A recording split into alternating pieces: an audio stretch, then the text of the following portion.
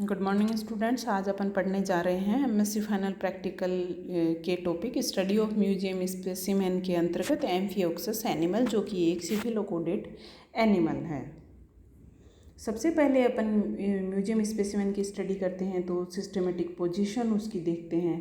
तो इसकी systematic position अगर अपन देखें एम्फियोक्सस की, तो एम्फियोक्सस की सिस्टमेटिक पोजीशन में है कि इसका फाइलम कोडेटा होता है। कोडेटा फाइलम के सब फाइलम सिफिलोकोडेट। तो कोडेटा फाइलम के की कैरेक्टर अपन को पता होने चाहिए, जिसमें कि नर्व कोड, नोटोकोड और फेरेंजियल गिल स्लिट्स का पाया जाना, ये की कैरेक्टर्स होते हैं। ये इसमें जो अपना एम्फियोक्सस है इसमें पाए जाते हैं। और सब फाइलम इसका है सिफिलोकोडेटा। और सिफिलोकोडेटा सब फाइलम के की कैरेक्टर होंगे कि इसमें जो नोटोकोड है वो टेल से हेड रीजन के आगे तक, एंटीरियर पार्ट से पोस्टीरियर पार्ट तक एक्सटेंडेड पाई जाती है।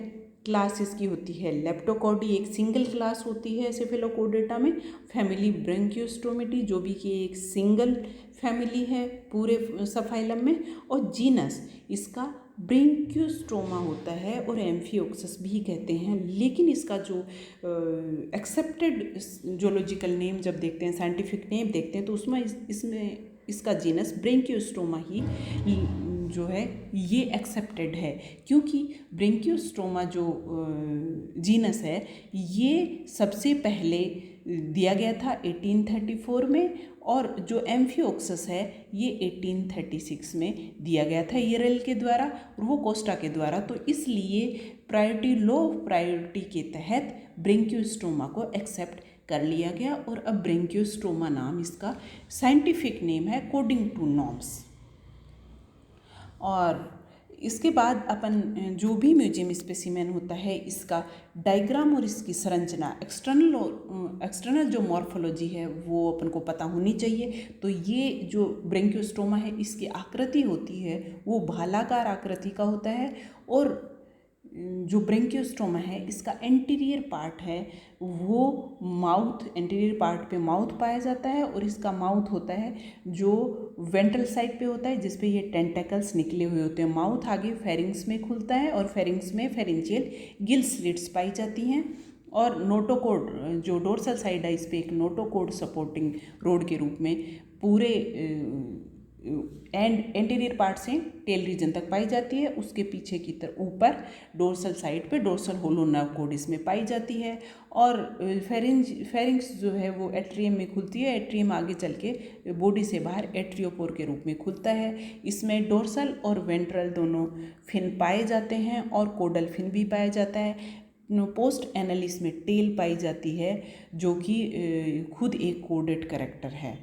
और इसके अलावा अगर अपन इसकी संरचना, इंटरनल मॉर्फोलॉजी की इसकी बात करें, जो इसकी विशेषता होती है, तो मेन विशेषता इसकी होती है जो मायोटोम्स की प्रेजेंट, जो मायोटोम्स होते हैं वो मसल्स, जो फाइबर हैं, जो स्ट्रेट मसल्स होती हैं, इसकी मसल फाइबर होते हैं, वो वी शेप में इसमें पूरे में प्रेजेंट होते हैं। और बीच बीच में कनेक्टिव टिश्यू की शीट से ये अलग होते हैं, सेपरेट होते हैं, जिनको कि मायोकोमा कहते हैं। इस तरह से ये इसकी संरचना होती है। और इसके बाद अपन देखते हैं इसके जनरल कैरेक्टर्स। तो जनरल कैरेक्टर्स में एम्फियोक्सस जो है मेनली इसका एक्सेप्टेड साइंटिफिक नेम ब्रैंकियोस्टोमा है। तो ब्रैंकियोस्टोमा सिफिलोकोडेट है। और 1778 में एम्फियोक्सस को डिस्कवर किया गया था पालियस के द्वारा, और इन्होंने इनको मोलस्कन एनिमल स्लग बताया था। मोलस्कन एनिमल स्लग बताया था। और फिर 1834 में इसको कोस्टा के द्वारा डिस्क्राइब किया गया और ये नाम जो इनका है ब्रैंकियोस्टोमा ये दिया गया। 1836 में ब्रैंकियोस्टोमा को एम्फियोक्सस कहा गया, जो कि येरेल ने नाम दिया। और इसीलिए अपन बात कर चुके हैं कि ब्रैंकियोस्टोमा इसका लॉ ऑफ प्रायोरिटी के कारण एक्सेप्टेड साइंटिफिक नेम है। जबकि एम्फियोक्सस और ब्रैंकियोस्टोमा दोनों ही सिनोनिम के रूप में, पर्यायवाची के रूप में यूज किए जाते हैं, दोनों इसके नाम। और एम्फियोक्सस जो है सैलो मरीन वाटर में, समुद्री जो शैलो वाटर होता है उनमें पाया जाता है। और सैंड में ब्रो बना के ये रहता है, बिल बनाकर रहता है। कॉमनली ये इंडियन ओशन में देखा जाता है। Most of its body burned और ओनली एंटीरियर पार्ट इसका बचा हुआ होता है, अंदर धंसा हुआ होता है, बाकी एंटीरियर पार्ट इसका थोड़ा सा बाहर की तरफ निकला हुआ होता है बिल से। और ये नाइट के टाइम एक्टिव होता है। इसकी जो अगर अपन लंबाई देखें तो ये 3.5 से 6 सेंटीमीटर के लगभग इसकी लेंथ होती है बॉडी की। कलर इसका वाइटिश होता है और बॉडी लेटरली कंप्रेस्ड होती है और दोनों जो एंड हैं वो इसके पॉइंटेड होते हैं।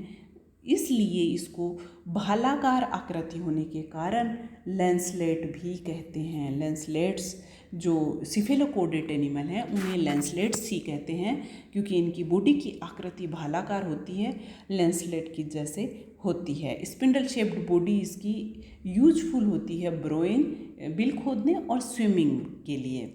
और इसका एंटीरियर एंड जो होता है वो स्नाउट आगे की तरफ, रोस्ट्रम और स्नाउट इनका निकला हुआ होता है, जिसे रोस्ट्रम कहते हैं। स्नाउट आगे की तरफ निकला हुआ होता है और इसके नीचे ओरल हुड प्रेजेंट होता है। ओरल हुड जिसमें ओरल सिराई या टेंटेकल्स बाहर निकले हुए होते हैं, क्योंकि जो माउथ होता है वो वेंट्रल रीजन में होता है रोस्ट्रम के नीचे की तरफ, और उसमें सिराई निकली हुई होती है जिसको कि ओरल हुड कहते हैं।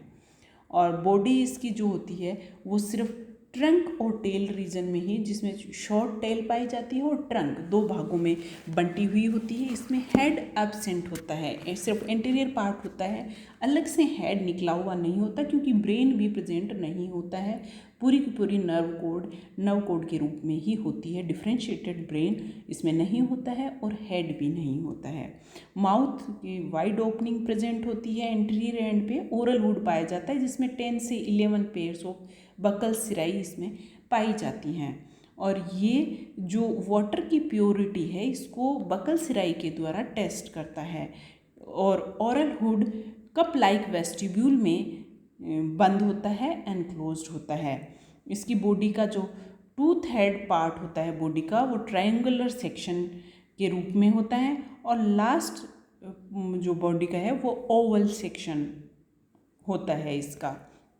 इनमें जो डेवलपमेंट होता है वो इनडायरेक्ट होता है और लार्वल इसमें फॉर्म पाई जाती है। और लार्वा जो इसका होता है एम्फियोक्सस का या ब्रेंकियोस्टोमा का जो लार्वा होता है वो दिखने में एडल्ट के जैसा ही होता है। सभी जो कोडेड कैरेक्टर हैं वो लार्वा में भी पाए जाते हैं। और इसमें जो और इसकी खास बात है कि इसमें मेल और फीमेल दोनों अलग अलग होते हैं। और मेल इनमें जो फर्टिलाइजेशन होता है वो एक्सटर्नल होता है, सी में होता है, बाहर की तरफ होता है। एक्सटर्नल फर्टिलाइजेशन इसमें पाया जाता है। और लार्वा जो है वो डेवलप होकर के एडल्ट बनाता है। आकार आकृति में लार्वा और एडल्ट दोनों समान होते हैं। इस तरह से आज का अपना जो ये म्यूजियम स्पेसिमेन एम्फियोक्सस ब्रेंकियोस्टोमा था ये यहीं कंप्लीट होता है। घर पर रहिए, स्वस्थ रहिए। Thank you.